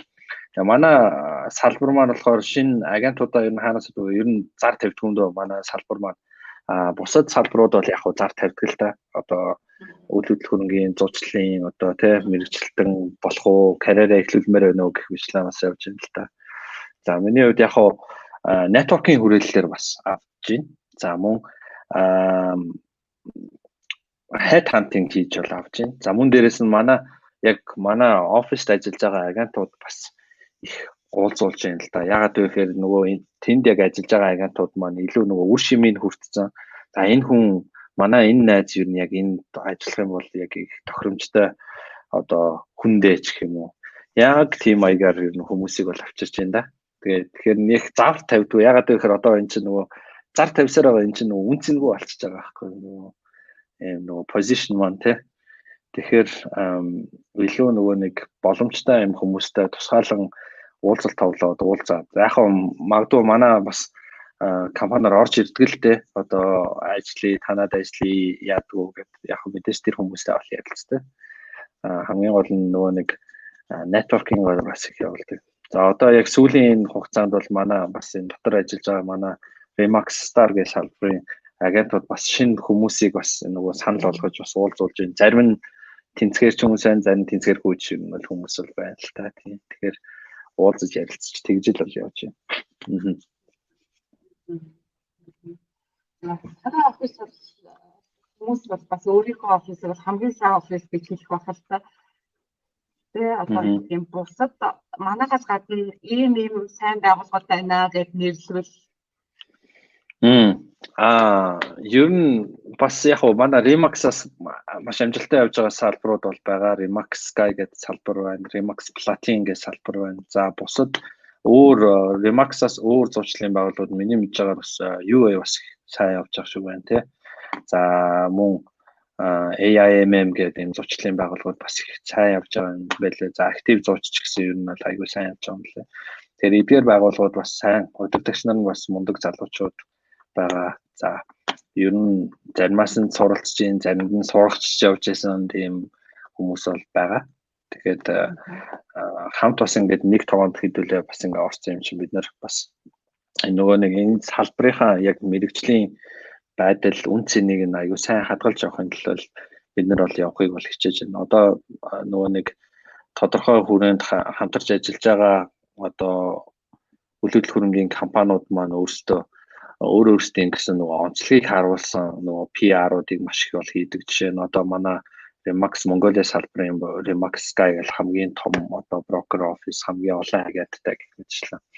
Одоо зарим нь болохоор хамгийн одоо green тэ ногоон офис тэ зарим нь болохоор одоо хамгийн их одоо худалдаа авахчдад чиглэсэн офис гэх юм уу, хамгийн их одоо luxury буюу тансаг зэрэглэлийн үйл хөдлөлтийг зуршлах офис гэх мэтчлэн ингэж бол явж байна. Бас тансаг зэрэглэлтээр бас олон нөгөө үйл хөдлөлийн салбарт маань өөрсдөө зөвхөн нэг чиглэлээр ажилтгүй л дээ. Ер нь жоохон туршлагатай болоод ирэхээр нэг чиглэлээр бариад ажилладаг. Одоо жишээ нь зөвхөн орон сууц худалдаан дээр ажиллах ч юм уу, зөвхөн түрээс дээр ажиллах, зөвхөн үйл хөдлөлийн хөрөнгө оруулалт дээр, эсвэл зөвхөн тансаг зэрэглэлтэй гэх мэтлэн ингээд ажиллаад ингээд явцдаг. Тэгэхээр энэ дээр нөгөө нэг тухайн салбарууд маань өөрсдийнхөө бас онцлогийг ингээ харуулад ингээ PR маркетинг хийгээд бол явж байна. Яг нь манайх бол нөгөө нэг blooming буюу одоо дэлбэгээ нээгээг байгаа. Яагаад вэ гэхээр одоо би одоохондоо бол байлгаж бол байгаа. Яг нөгөө нэг манай Remax-аар салбар арай bloom бол хийгээг байгаа. Бид нар ингээд цуглуулаад байгаа ингээ юмудаа ингээ preparation бэлдэх юмнууд ингээ хийгээд бол явж байгаа. Тэгээ удахгүй бусдаасаа илүү ялгарсан юмнууд бол хийхээр бол төлөвлөж байгаа. Тийм байна. Комментээр нэг асуусан байна. Star Office хэдэн удаа сарын шилдэг болж ирсэн бэ? Broker office-ийн хувьд ч манайх нэг лөө 2 удаа л болчихсон шүү дээ. 2018 19 онд болчихсон. 18 онд боллоо. Би бүр сандгүй. Бас манай салбарын нөгөө нэг хувьд маань болохоор би бас нөгөө нэг Remax-аар салбар дээр өнгөрсөн жилдээ баг ажиллаагүй гэж хэлэхэд бол болно. Яг тэгэхээр Remax Mongolia бүс дээр бас ингээд бүсийн хүрээнд их ажиллаж бас хүчээ зориулсан. Тэгээ одоо яг 20 онд бол яг цэвэр Remax-аар салбар дээр бас бүтэн болж зориуллаа. Тэгээд яг энэ хүрээнд яг хаягдчих тийм байлаа. Яг нэг ингээл хайчаар одоо тэг компани хайчаар ингээд өөрөө ингээд явж байгаа ч гэсэн яг тийм сайн бол биш бол байсан. 19 онд 20 оноос ер нь бол тажиг сэргээд эхэлж байгаа шүү. Тэгээ өөрөө ч ирсэн, өөрөө ч бас төлөвлөлтүүдээ хийгээд бол явцсан бол байгаа. Тэгээд яг нөгөө сарын шилдэг гэдэг маань өөртөө нөгөө нэг юу л та нөгөө оролцож байгаа хүмүүстэй нөгөө салбаруудын дунд ч юм уу агентуудын дунд юм үнц нэмэх юм бол байдаг байхгүй тий. Одоо сарын шилдэг болохын тулд сайн ажиллах тий энэ мотивацжуулсан л юм л та. Мэдээж яг энэ нэр хүндийн асуудал мэдээж бол байгаа. Гэхдээ ер нь бол гол зорилго нь нөгөө удирдлагын төвшөнд нөгөө мотивацжуулах юм байхгүй айгу сайн ажиллаа. Таны офис чинь юм байлаа гэж. Манайх бол нэг лөө 2 л болчихсон. Магадгүй ашиг орлого талаасаа хэмжиж байгаа бол бас тэр шилдэг гэдэг үзүүлэлт нь Remax Mongolia-гаас тийм бодлоготой нь. Нөгөө нэг ашиг орлогогүй ш. Нөгөө нэг ашиг орлогоос борлуулалт бол орно л доо. Тэгээд бас нэг өөр хэд хэдэн юм KPI үзүүлэлтүүд байгаа. Тий. 4-5 KPI үзүүлэлтүүд байдаг. За, бид ярилцаад 50 гаруй минут болсон байна. Тэгэхээр ярианыхаа яг сүүлийн хэсэгт болохоор шинэ залуу мэргэжилтнүүд рүү чиглэсэн жижиг зөвлөгөөнүүд бас өгье гэж бодож байна. Хэдэн зэрэг ажил хийхээр бас зарим нэг ажил ингээд фокусаа алдах нэг талаа одоо явнаас явдаг ч гэдэг юм уу асуудал байдаг гэж бас хэлж байна. Тэгэхээр цаг төлөвлөлтийг ер нь яаж хиймээр байдаг юм? Энэ тал дээр өөрөө яаж хийж юм? Яг одоогийн хувьд бас Remax-аар за Remax Mongolia-гийн бизнес хөгжлийн алба за тэгэл нөгөө нэг одоо үйл хөдлөлгөөрөнгийн академи дээр сурагч багш за нэгээс 2 компанид зөвлөх гээл ингээд хийгээд ингээд явж байхдаа айгүй нөгөө нэг цаг болон үйл ажиллагааг менеж хийх шаардлага их гарч байна л да. Тэгэхээр нөгөө нэг яг чухал гэсэн юмнуудыг илүү хийхийг бол зөв одоо төвлөрч бол ажилдаг одоо төрүүлж бол хийдэг гэсэн үг л дээ. Тэгэхээр яг нөгөө цагийн хувьд бол менежмент гэж би бол яг хийдгүү яг үйл ажиллагааны хувьд өөрөө яг ингээ хийгээд бол явдаг. Тэр нь бас илүү бүтээмжтэй бас үр бүтээлтэй юм байлаа. Тэгэхээр тодорхой хугацаагаар нь ангилаад одоо чухал нь одоо яаралтай зүйлүүд нь энэ яаралтай биш зүйлүүдийг нь бол жоохон хойш тавина. Яаралтай хурал цуглаан уулзтууд бол уулзаад явна. Зарим уулзтууд бол мэдээж давхцсан шүү дээ. Хаяа бол заримыг нь бол одоо нөгөө пялах тохиолдол байгаа шүү дээ тий. Одоо очихгүй нэгийг нь сонгоод нэгэнд нь өвгөөд нэгэнд нь yes гэсэн.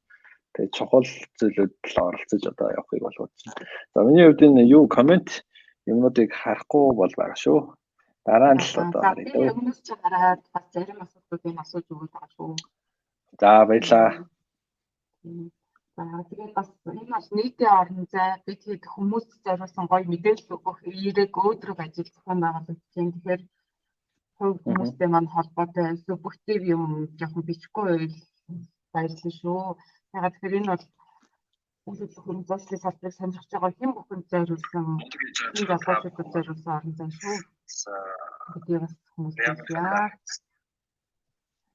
яа. За яг өөрчлөлт ажилтаа ханддаг хандлага Тэгээ баримтлагдаг зарчим юу вэ? Тэрийг бас хаанаас хинээс сэтэл авч өөртөө суулгадаг вэ гэдэг. Яг нөгөө арай илүү шудраг одоо хариуцлагатай байдлыг жоохон эрхэмлдэг гэх юм уу. Одоо ийм байх хэрэгтэй бол ийм байх хэрэгтэй гэдэг. Мэдээж тодорхой нөгөө нэг уян хатан байдал бол мэдээж байна л та. Гэхдээ ер нь жоохон Америк зарчмаар явах гэдэг нь шүү дээ. Чи хий боломж нь байна, чадна, чадахгүй бол окей. Чадвал сайн байна. Чадахгүй бол одоо дэмжиж. Дэмжиж явахгүй бол боли гэдэг л ийм л ер нь зарчимтай. Тэгээд энийг бас нөгөө Remax ороод ер нь бол сурсан л та. Өмнө нь бол яг өстой нэр ашиг орлого олсон л бол өстой өрн тараа игээл дуусчихдаг байсан шүү дээ. Remax-д илүү орж ирснээрээ илүү нөгөө бизнес сэтгэлгээ тал илүү сайн хөгжиж бас ингээ явж байгаа юм болоо гэж бодод тээ. Одоо нөгөө тухайн энэ олсон ашигыг хэрхэн одоо зөв хуваарлах уу те цаашаа хэр явах уу гэдэг тал дээр ер нь бол боддоо шүү дээ. Яг нь энийг болохоор олон нөгөө нэг Brian Buffini, Adam Contos гэдэг айгуу тийм олон нэртэй юм юунууд бол байна л да. Үйл хөдлөлгөөний Sharkod, тийм Ferry гэдэг одоо тийм Ferry гэх мэтчлэн юм олон улс тоглогч нарын бас юм зарчмыг бол хардаг. Ерөнхийдөө тэдгээр хүмүүсийн зарчим маань айгуу тийм шудраг надад санагдаад юу гэхээр боломжийг бол олгосон. Тэгээд тухайн хүн бол өөрөө хийн. Тухайн нөгөө дэмжлэг сургалт одоо янз бүрийн зөвлөгөө, консалтинг эдгээр хүн бол мэдээж бол өвнө. Хамгийн гол зүйл нь тухайн хүн өөрөө хийж гэнэ үгүй л гэдэг. Манай монголчуудад бас нэг сэтгэлгээ нэг асуудал байдаг нь өөрөөсөө нөгөө бизнесийн тал дээр нөгөө зарчимтай бол байж чаддгүй. Эсвэл нөгөө таньдаг хүмүүсээ нөгөө нэг ах トゥ эгчдүү нэр оруулаад ирдэг. Тэгээд нөгөө хариуцлага тооцож чаддгүй. Ийм нэг асуудлууд гараад ирдэг. Тэгэхээр нөгөө нэг юм ялгаа зааг одоо хувь хувьсгалаа аягүй сайн ялгаж ийм ялгаа заагийг аягүй сайн гаргах хэрэгтэй болов уу гэж боддог л доо. Тэгээд жоохон ийм нөгөө нэг зарчимч одоо уян хатан хоёрыг хослуулахыг хичээж ажиллаж байна. Цаашдаа ч гэсэн бас хичээж ажиллах байх. Тэгээд болохоос болохгүйгээр нь л одоо бас ажилт нь штэ хүмүүстэй. Зарим хүмүүс маань бас аягүй хэцүү штэ. Одоо өөрөөрөө зүтгэн өөрөөрөө буруу ойлгоно. Тэгээ зааварлж өгөхөөр бас сонсохгүй иймэрхүү бас тохиолдол бас байна. За зарим хүмүүс маань айгүй сайн хүлээж шингээж авдаг хүмүүс бол байна тий. Тэгээ бизнесийн зарчим маань өөрөө өгж байгаа бол авдаг гэсэн ийм зарчимтай штэ. Эсвэл авж байгаа бол өгдөг гэсэн ийм л зарчимтай. Тэгээ энэ яг гол зарчмыг хүмүүс яг анх бизнес эрхэлж байгаа хүмүүс маань юм сайн ойлгох юм шиг санагдаад байна шүү дээ. Нөгөө нэг эхлээд одоо аавн ч юм уу шууд ингээл их ашиг болно гэх мэт ч нөө. Эсвэл баахан зардал одоо гаргадсан байна гэх мэтчлээ ингээд юм бодод. Тэгэхээр яг энэ бизнесийн зарчмынхаа дагуу л ер нь бол явдаг. Ер нь бол нэг хүнийг ер нь хоолнд зүгээр хүмүүс ер нь бол оруулах түүх бараг байхгүй те одоо гэр бүлээс илүү те хүн тэгдэггүй үстэй. Заавал нэг юм шалтгаантай байгаа байхгүй тэр нь материалыг босч байд ямарваа нэг тодорхой нэг шалтгаанд нэг ашиг сонирхол тэнд байгаа байхгүй. Тэгэхээр би бас нөгөө нэг юм бизнесийн хүрээний үнгүй юм гэж байдгүй гэдгийг л миний хувьд тэгж юм бодолтой философитой бол явдیں۔ Тий.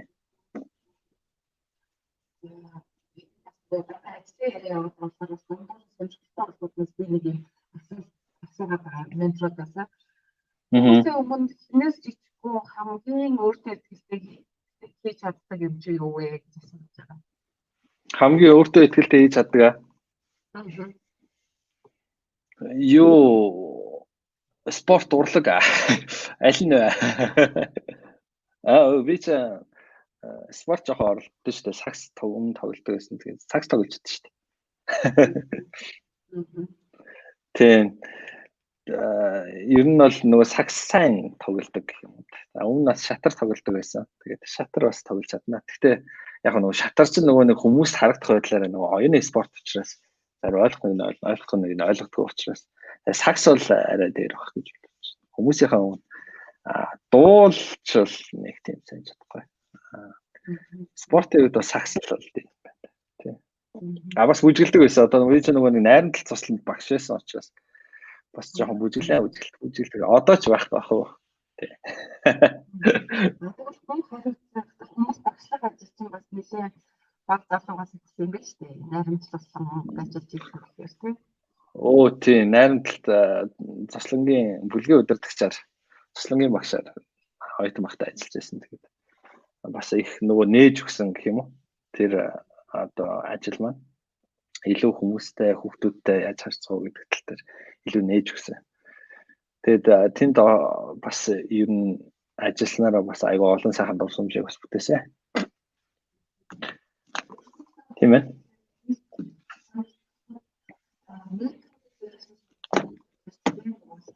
Усыг болсон гişүн байсан хүмүүс менторуудын сургалт авсан. За тэгээд тэр сургалтанд суугаад өөрийнхөө яг энэ менторлох ажилтай холбоод яг юу ололцтой болгож ингэж тэмдэглэж авч үлдсэн бэ?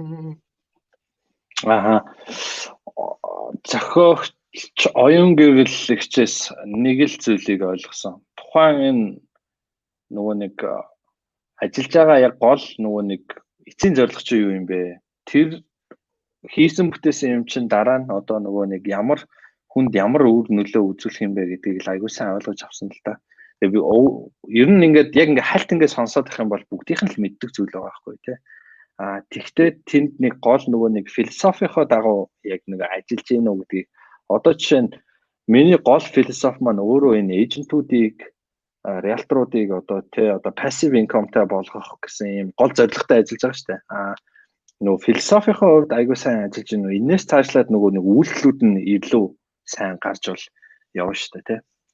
Тэгээд тэрийг л илүү сайн ойлгосон юм болоо да. Тэгээд та бүхэндээ бас уулзах оюун гэрэл ихтэй уулзах боломжийг бас олгосонд маш их баярлалаа, тий. Айгүй олон юм сурч авсан. Ойлгож бол авсан. Мэддэг юмаач одоо эргээд баттгах, тий. Мэддгүй юмаач олж авсан шүү. Тийм ба.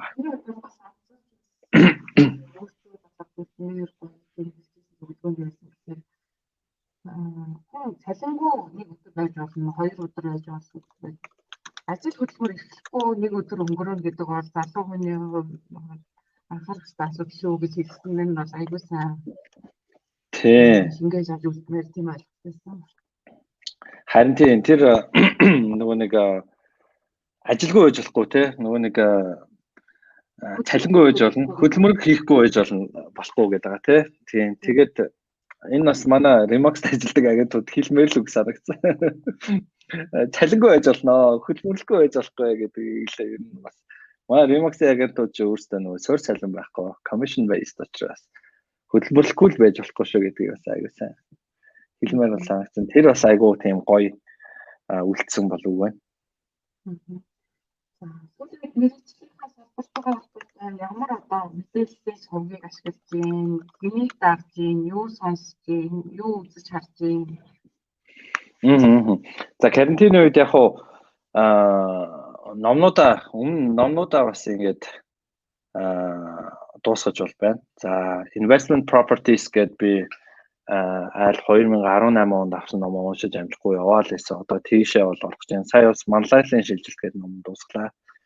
За investment properties гэдэг одоо ном руу бас орно. За тэрийг болохоор нөгөө үндэсний риэлторуудын холбоо, Бостонд болсон риэлторуудын холбооны конференцээс бол авсан. За тэр номыг бас уншиж дуусгана гэсэн төлөвлөгөө бол байна. За гэр бүлдээ бас их цаг зарцуулж байна. За нөгөө нэг видео тоглоомнуудад бас их орж байна. Одоо энэ зүгээр байж ахаар гэдэг ер нь бас ингэ чөлөө цагаа нэг тиймэрхүү байдлаар өнгөрөж байна. Одоо энэ жишээ нь лагер дээр байгаа учраас одоо нөгөө уулахад агаар бол аягүй сайхан байна. Тэгээ бас агаарт бас гэр бүлийнхэнтэйгээ бас гараад хайкинг хийгээд бас гоё л шүү дээ. Гуулгаал. Бас нэг асуулт байна. Эсвэл бас зочин дээр бас асууж ирсэн. Шийдвэр гаргах нь хэрэгтэй байгаа байна. Шинэ агентийн хувьд гаргах анхны зардал юу вэ гэж асуусан. Магадгүй хэмжээг асууж байж болох юм. Төвөргөр юм болов. Тийм юм шүү. Аюулны асуудал санхүүсаад чивэл харин тийм. Тэгэхээр одоо яг тэд гэхэд бас жоон хэцүү юм те. хүн бүрийн удаас харьцаад тий. Хүн бүрийн одоо юу чаа харилцаа адилгүй шүү дээ.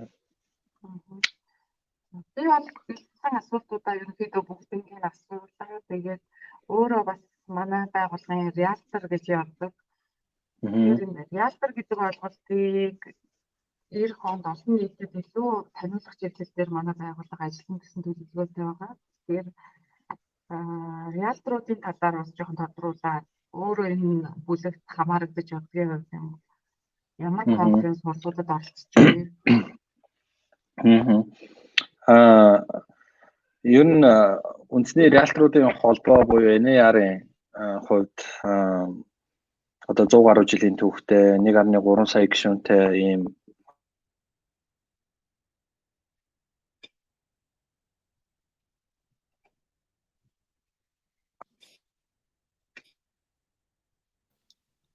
нөгөө талаар ажилладаг байхдаа реалтер л гэдэг байсан. Тэгээд агент байснаа мэдэг байсан юм билээ 2011 12 онд. Реалтер л гэдэг яваад байсан. Үйл хөдлөх хөрөнгийн зуршлагчийг реалтер гэдэг юм бах гэж бодоо. Одоо ч гэсэн энэ одоо нэршил Монголд явсаар л байгаа.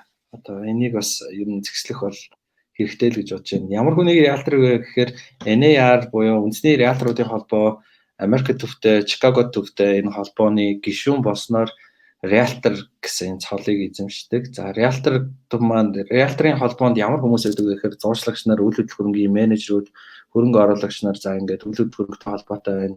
Хөгжүүлэгч нар бүх хүмүүс ороод ийм том холбоог бол үүсгэсэн байдаг. За энэ холбоонд маань одоо Remax-аас ахуулаад бусад бүх франчайзууд холбогдсон бол байдаг. Century 21, Keller Williams, одоо Era, Berkshire Hathaway гэх ингээл аяга олон ийм зуршлын компаниуд гишүүнээр агентууд бол зуршлын компаниуд биш одоо агентууд реалтерууд болдог. Тэгээд ер нь яг хаа манайхан бас энийг бас цэгцлэх талаар ажиллах байхаа гэж бол бодож байна. За тэгээд энэ холбооны гишүүн болсноор за реалтер гэдэг цоллыг эзэмшинэ. За R гэдэг тэмдгийг зүүн. За тэгээд дээрэс нь сертификат дээр нь тухайн ID дугаар бол байдаг. Тэр дугаарыг нөгөө нэг реалтерын одоо гишүүн болоод тэр нөгөө үр өгөөжийг авах боломжтой ийм юунууд бол байдаг юм аа. Реалтерын одоо benefit буюу одоо үр өгөөжийг хүртээд явах юм боломж бол байдаг. Тэр хүмүүсийг л уг реалтер гэдэг юм да. Тэгээ бусдыг нь болохоор бас зарим одоо Монголын зах зээл дээр энэ зуршлын зах зээл дээр зуршлагч гээл л да. Одоо реалтер гэдэг нь болохоор яг зуршлагчийг л хэлдэг гэсэн бас ойлголт байсаар л юм. Тэгээ энийг бас манай салбарынхан бас хамтарч ажиллаж байгаа агентууд, реалтерууд маань бас цэгцлэх байлгүй дээ л гэж бол бодож जैन. Тэгээ баг багаар одоо нэг ингээл өөрчлөгдөн гэж мэдээж юу ах вэ? Баг багаар ингээ өөрчлөгцөөр байгаад ингээд ойлголт бол ингээд өөр болох бах. За манай Монгол дахь төлөөлөгч Real Estate Academy Mongolia үйл хөдлөх хөрөнгийн одоо Academy гэдэг энэ байгууллага бол яг Монгол дахь төлөөлөгч нь байгаа. Тэгэхээр манай энэ Riamтай холбогдоод Real Estate Academy Mongolia-тай ингээ холбогдоод манайхаа реалтер болох боломжтой шүү гэдгийг хэлье.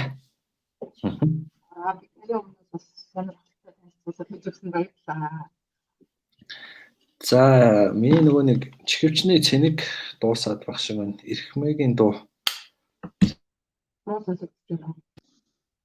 Одоо миний энэ мик нөгөө нэг чихвчний цэник дуусаад төрс халахсан байсан. Одоо болж байна. Сонсож байна.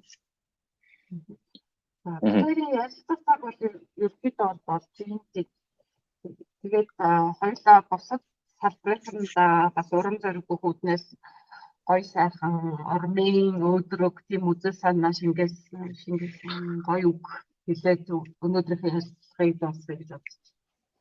За яач одоо айгу муу да энэ яхад одоо хэлэхэд хамгийн одоо хэцүү юм сүйлд байгаа юм байна шүү дээ. За тэгээд нийт бас үйл хөдлөх хөрөнгийн зуршлын салбарт ажиллаж гэж байгаа бас залуучуудаа бас амжилтыг хүсье. Одоо энэ үйл хөдлөх хөрөнгийн зуршлын салбарт ажиллах гэвэл маш олон бас зүйлүүдийг бас бэлтгэж ордон шүү. Мэдээж салбар болгоны онцлог гэж байна. Тэр онцлогийг дагаад айгүй олон зүйлийг бэлдэж орох бас шаардлагатай бол байдэн шүү гэдгийг нэгт хэлье. За хоёрт бас энэ хүнд пандемикийн нөхцөлд байгаа энэ үед бас компаниуд маань бүгд л хэцүү байдалтай бол байгаа. Ямар ч борлуулалтгүй бас ингээд байгаа бах. Тэгээд бүгдээрээ хамтдаа ингээд энэ цаг үеийг тэсээд гарнаа. Тэгээд өөрийн биеэр уулзах үлзийтэй сайхан ерөөлийг салбарынхандаа твшүүлье да. За тэгээд оройг сайхан өнгөрүүлээрэй. За өнөөдрийн бас ярилцлагыг бас зохион байгуулсан Эрхмэд маш их баярлалаа. Баярлалаа. Сонирхолтой сайхан яриа боллоо. Ингээд бидний дараагийн зочин бол Remax Green Office-ийн брокер эзэмшигч Болгор гэж нэртэй байгаа. За тэгэхээр тэр зочноос манаас асуултаа урьдчилаад явуулвал та бүхэндээ баярлах байна. Ингээд өнөөдрийн ярилцлага дуусгая. Баярлалаа. Баярлалаа.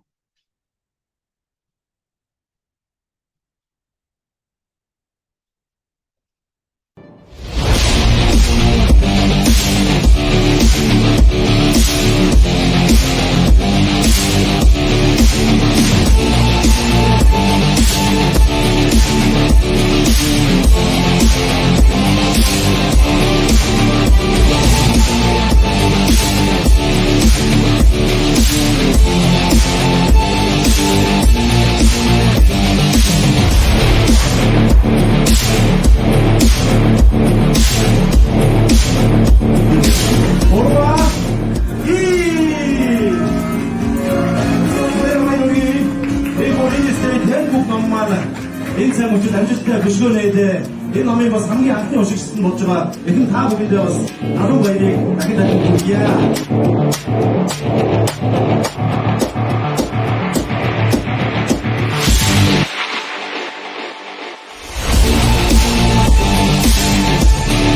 Өнөөдөр бүлдсэн бүх мэргэжлийн галтууд болон өдөр бүрэн боосын салбарт ажилладаг мэргэжлүүд бүхэнд баярлалаа хэлмээр байна. Тэгээд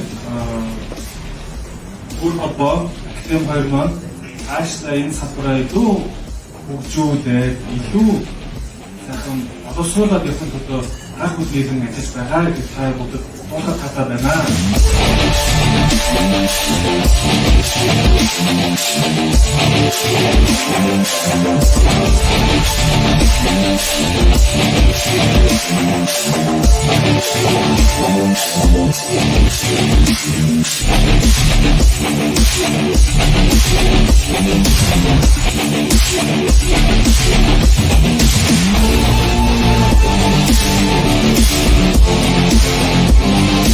Хомрид бол угаасаа хүн төрөлхтний хөгжлийн хамгийн чухал соёлын өв байдаг.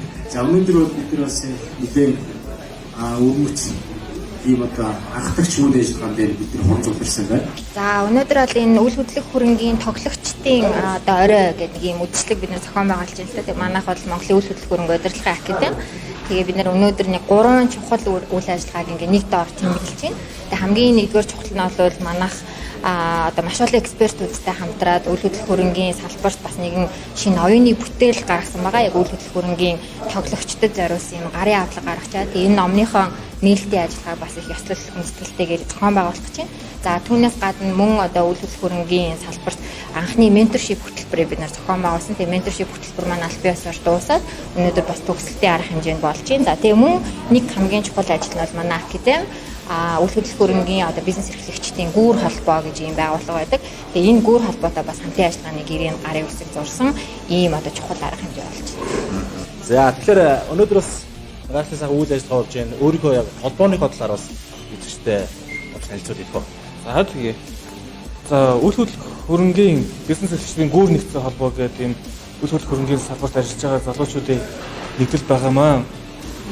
За манай холбоо маань яадаг вэ гэхээр залуучуудтай энэ үйл хөдлөх хөрөнгийн зуршлын салбар маань тусгай зүйлтэй болсонтой холбоотой бизнесийг хөгжүүлэхэд, чиглүүлэхэд тусны мөн болоход ийм байгуулсан холбоо байна.